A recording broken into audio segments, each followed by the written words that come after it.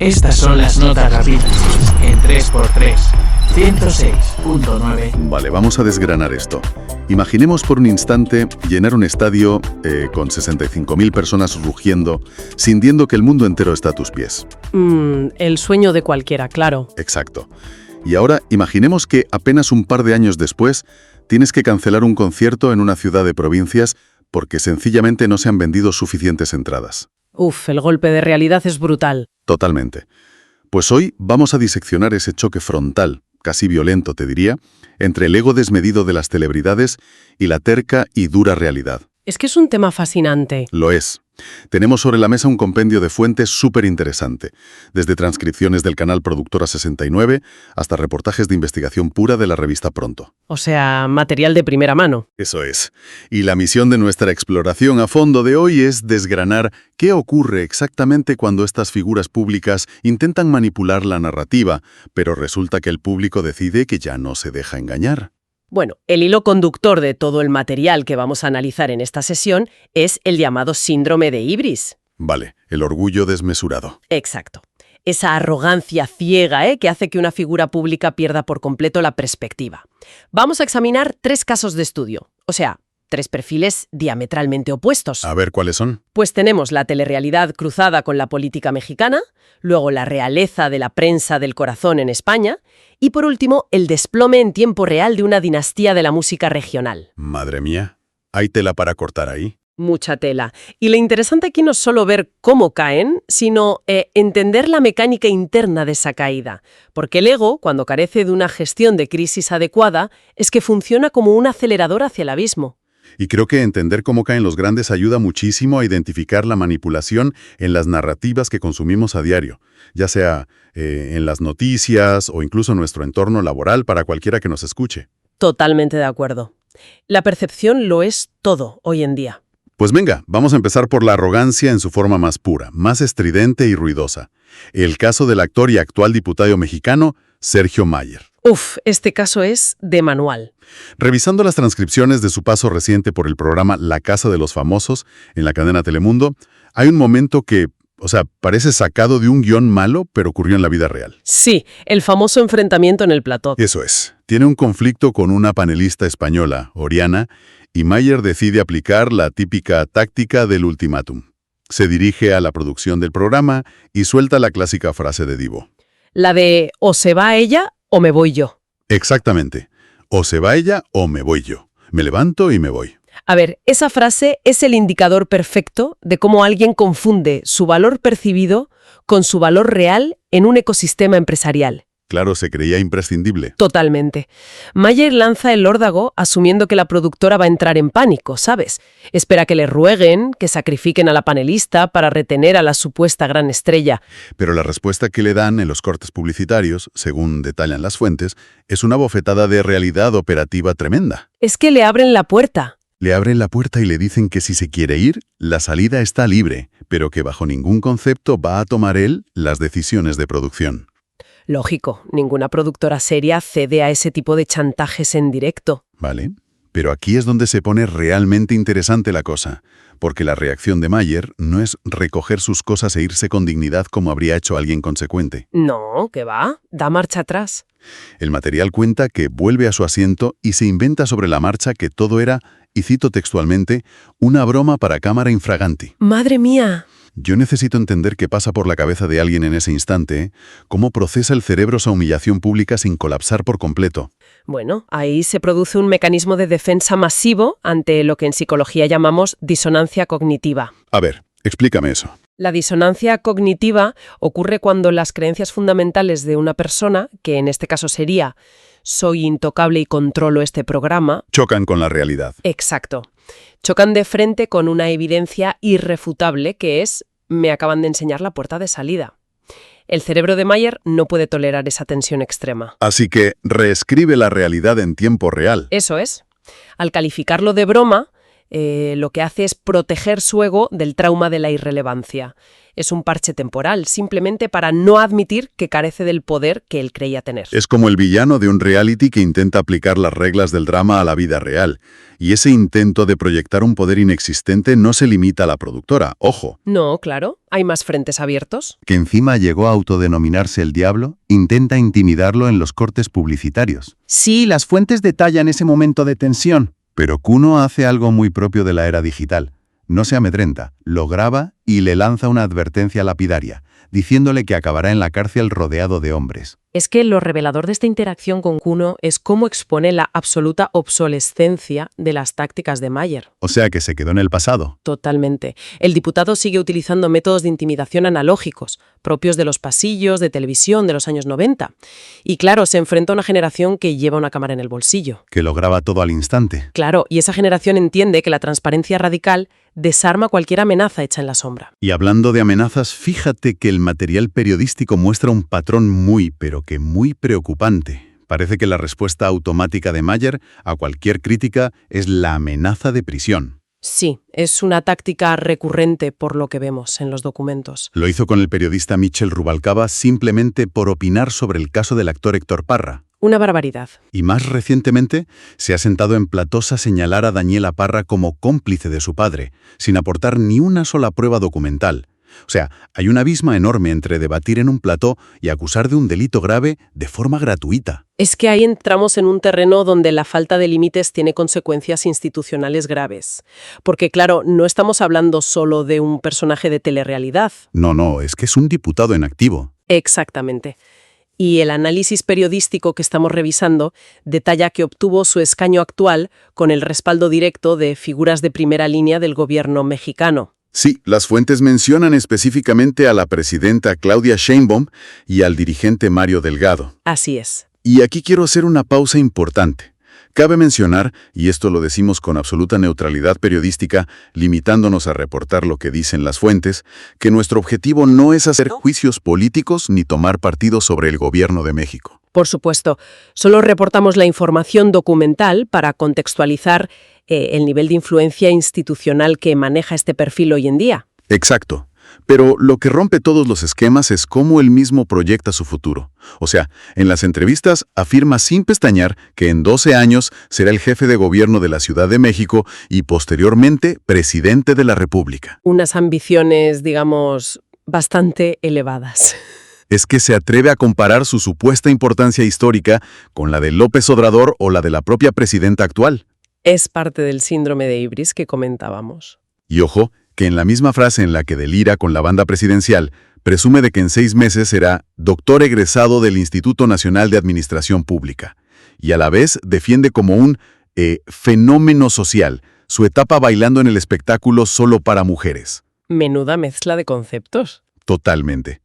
¿Cómo se sostiene esta mezcla de aspiraciones presidenciales con rabietas de plató y bailes en televisión? Pues a ver, es que no se sostiene y ese es su mayor punto ciego. Las fuentes recogen una declaración suya donde afirma literalmente que las burlas le fortalecen. Eso dice mucho de él. Lo dice todo. Eso revela una profunda confusión entre notoriedad y prestigio. Mayer cree que acumular títulos académicos o cargos políticos actúa como una especie de borrador mágico sobre su comportamiento público. Como si el título borrara los gritos. Exacto. No comprende que la agresividad teatral y las amenazas sin fundamento dinamitan precisamente la autoridad moral que requiere un cargo público de ese altísimo nivel. Vale, dejemos entonces a un lado a quien intenta imponer el poder a gritos, porque hay otra forma de ejercer lo que es mucho más sutil y, sinceramente, más perturbadora. Pasamos al segundo caso. Sí, vamos a saltar a las ligas mayores del ilusionismo financiero y mediático. Si el caso anterior trataba sobre exhibir una fuerza que no se tiene, este trata sobre ocultar fortunas incalculables detrás de una fachada meticulosamente construida de lágrimas y supuesta quiebra. Un clásico de la manipulación pública. Hablemos de la información explosiva que destapa la revista Pronto sobre la tonadillera española Isabel Pantoja. Bueno, el material de la revista desmantela décadas de narrativa oficial. Estamos ante informaciones que apuntan a una maquinaria de evasión verdaderamente monumental. Es que las cifras asustan. Pantoja habría sacado de España entre 10 y 15 millones de euros con destino a Gibraltar. Un momento, frena ahí. 10 o 15 millones de euros, o sea, las fuentes hablan de unos 150 viajes cruzando la verja de Gibraltar. Sí, una constancia casi diaria. Yo necesito entender la logística operativa de esto. ¿Cómo mueve físicamente una persona, que además es una de las caras más famosas de España, esa salvajada de dinero en efectivo sin que salten todas las alarmas aduaneras y bancarias? Pues la mecánica, según relatan los reportajes, dependía de la pura audacia y de lo que llamamos trabajo de hormiga. O sea, poco a poco. Eso es. No se utilizaban ingenierías financieras complejas en el origen, sino el transporte físico puro y duro. Hablamos de llevar el dinero escondido en maletas, Madre mía. repartido en bolsos de lujo de firmas exclusivas e introducido directamente en los maleteros de los coches. Es que suena a película de mafiosos. Es que la estrategia consistía en aprovechar el constante trasiego fronterizo de esa zona y, posiblemente, su estatus de celebridad para evitar registros exhaustivos en su momento. Y ojo, que el dinero en efectivo es solo la punta del iceberg.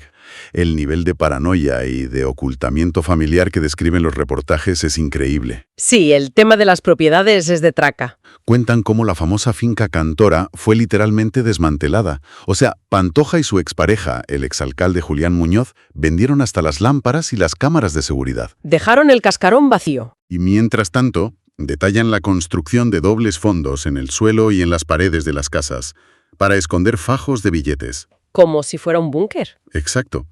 Mencionan compras compulsivas de joyas por valor de 400.000 euros en una sola visita, además de acumular lingotes de oro puro y usar paraísos fiscales como la República Dominicana por su total opacidad. Todo un entramado paralelo.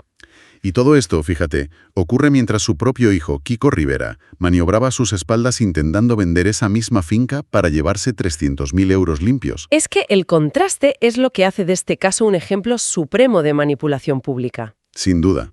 Mientras existe toda esta arquitectura subterránea para esconder lingotes y millones en Gibraltar, la cara que se muestra al público es diametralmente opuesta. Claro, la del llanto perpetuo. Ella realiza giras agotadoras por Estados Unidos argumentando que está asfixiada económicamente, que necesita liquidez inmediata para hacer frente a un préstamo de más de 2 millones de euros vinculado a Cantora. Pero claro, visto lo visto. Visto lo visto, según las fuentes, ese préstamo parece servir únicamente como una pantalla de humo para justificar ingresos y mantener las apariencias frente a Hacienda. Pero hay algo que me fascina y me perturba a partes iguales. A ver, esta información sale a la luz, se publica en las revistas, se habla en los platós, y sin embargo, ella anuncia un concierto y el teatro se llena hasta la bandera. Es el poder de la narrativa. Tienes a miles de personas comprando entradas, aplaudiendo y probablemente sintiendo una profunda lástima por ella. Creen que con el dinero de su entrada están salvando a su ídolo de perder su casa. Cuando la realidad es muy distinta, ecológico muy potente, llamado relación parasocial. Ah, vale. ¿Y eso cómo funciona exactamente? En una relación parasocial, el fan desarrolla un vínculo emocional, unidireccional y extremadamente profundo con la figura pública. Siente que la conoce. Como si fuera de su familia. Exacto. Y Pantoja ha pasado décadas cultivando este vínculo, posicionándose no solo como cantante, sino como el arquetipo de la viuda de España. La madre sufridora, claro. La artista eternamente perseguida por la prensa y por las instituciones. Entonces, para el seguidor devoto, admitir que ha sido engañado financieramente significaría admitir que esa conexión emocional en la que ha invertido años de su vida es falsa. Y eso duele demasiado. Por tanto, es mucho menos doloroso rechazar la evidencia periodística, tildarla de conspiración y seguir protegiendo a esa figura frágil que Pantoja proyecta en el escenario. El victimismo a este nivel es su coraza más impenetrable y más rentable. Bueno, Pantoja tuvo décadas para forjar esa coraza. Supo jugar a largo plazo y entender perfectamente la psicología de su audiencia.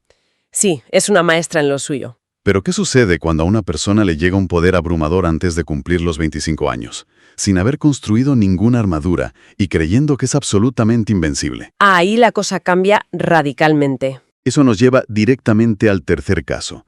El colapso estadístico y la caída en tiempo real de una de las parejas más mediáticas del momento. Nos situamos en la actualidad, abril de 2026. El caso de Nodal y los Aguilar. Exacto. Cristian Nodal y Ángela Aguilar están a punto de celebrar 2 años de casados, y lo que se vendió al mundo como la unión invencible de 2 titanes de la música regional está en caída libre. Es que las métricas que arrojan las fuentes sobre la gira de Nodal ilustran a la perfección cómo el público penaliza la falta de empatía y la soberbia. Las cifras no mienten. Revisemos la progresión matemática, que es demoledora. En 2022, la gira Forajido logró 14,5 millones de dólares con solo 22 fechas. Una barbaridad de dinero. Con 65.000 asistentes, que se dice pronto, y logra programar 60 conciertos a nivel internacional. Es una maquinaria perfectamente engrasada. Pero la curva de descenso es, vertiginosa. En 2025 de 60 conciertos pasamos a 27. Y el descalabro absoluto es este año, 2026. A ver, cuenta. Apenas 5 fechas anunciadas en el horizonte. De hecho, el material reporta la cancelación reciente de un concierto previsto para el 2 de abril en Tampico. Y la excusa oficial supongo que será la de siempre. La excusa oficial es, por visito, cuestiones de logística, que todos sabemos que es la manera elegante que tiene la industria musical para no admitir en voz alta que no han conseguido vender entradas suficientes para abrir el recinto. Claro. A ver, la caída se entiende mejor si pensamos en el artista como una empresa emergente de crecimiento rápido, una startup. ¡Qué buena analogía! Cuando el crecimiento es explosivo, es muy fácil creer que el producto se vende solo y que los consumidores van a ser leales pase lo que pase. ¿Te crees el rey del mundo? Totalmente. Pero Nodal y el entorno de los Aguilar descuidaron por completo el servicio al cliente, que en su caso evidentemente es la relación con el público. Cuando surgieron las controversias sobre su vida personal y profesional, en lugar de apaciguar las aguas o tener tacto, la respuesta del entorno fue la confrontación directa. Y vaya, si hubo confrontación. Las respuestas están documentadas. Tenemos a Pepe Aguilar, el patriarca, diciendo públicamente a los detractores: vayan y cancelen a su abuela. Una falta de respeto tremenda. Y al propio Nodal, con una frase que la verdad envejeció muy mal, dijo: afortunadamente el talento no se cancela. Menudo dardo. Es fascinante porque, sí, el talento no se cancela, pero la disposición de una familia para gastarse 100 o 200 euros en ir a verte cantar una noche de sábado, eso sí se cancela. Es que detrás de esas frases hay un problema estructural gravísimo en la gestión de crisis, lo que se conoce como el efecto de la cámara de eco. Que nadie te dice la verdad, ¿no? Exacto. Cuando un artista joven alcanza la cima tan rápido, tiende a rodearse exclusivamente de personas que validan todas y cada una de sus decisiones. Los famosos palmeros. Eso es. Un equipo de personas cuyo salario depende, literalmente, de no llevar nunca la contraria al jefe. Y en esa cámara de eco, los números alarmantes no se discuten, se ocultan o se justifican echándole la culpa al público. Y en lugar de romper esa cámara de eco, de sentarse con el equipo a analizar los números reales, o de afrontar los rumores sobre deudas fiscales y pleitos millonarios con la discográfica, ¿qué es lo que hacen? Bueno, la solución que buscan es surrealista. Las fuentes reportan que están recurriendo a limpias espirituales. Increíble. Y para quienes nos escuchan y no estén familiarizados con el término, una limpia es una práctica tradicional que busca alejar las malas energías y atraer la buena suerte mediante rituales. Sí, quemar incienso, pasar hierbas. Exacto.